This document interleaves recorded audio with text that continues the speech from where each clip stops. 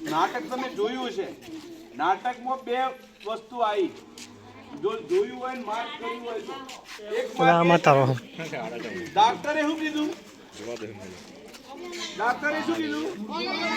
મૂર્ખો હાથમાં આવ્યો બધો પૈસા આપણે લઈ લીધા. એટલે આ જે આવા વ્યક્તિઓ હોય ને એના માટે ડોક્ટરો પણ લાગણી હોતી નહીં. બીજું જે વ્યક્તિ પાસે પૈસા લેવા જાય એ વ્યક્તિએ કંઈક વાત કરી, કોઈ આપણી હે વસ્તુ વગર પૈસા ની, એ સિવાય એક વાત કરી, નક્કી દારૂ છોકરા વાપરી ગયા તો હા કે એને બિરુદ લાગી ગયું દારૂડિયાનું, એનું નામ પડી ગયું દારૂડિયો. તો આવું બધું આપણે આટલી બધી જો બેઇજ્જતી થતી હોય, આટલું બધું આપણને નુકસાન થતું હોય, આપણે કેમ ન છોડી શકીએ?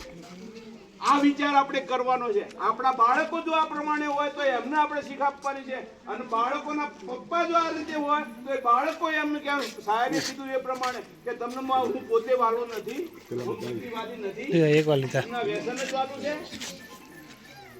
આ રીતની વાતો કરી અને આપણે આપણા પરિવારને વ્યસન મુક્ત રાખી શકીએ. આપણો પરિવાર વ્યસન મુક્ત છે તો આપણો સમાજ વ્યસન મુક્ત છે, અને આપણો સમાજ વ્યસન મુક્ત છે તો આપણું ગામ વ્યસન મુક્ત છે. આના માટે આપણે સૌએ પ્રયત્ન કરવાનો છે.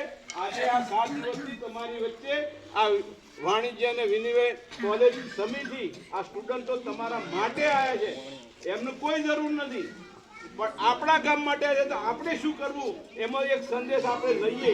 ઘણા બધા સંદેશો એ આપવાના છે 7 દિવસમાં, પણ એમાંનો આ એક સંદેશ આપણે પણ વિચાર કરીએ, આપણા પરિવારને વ્યસન મુક્ત બનાવીએ.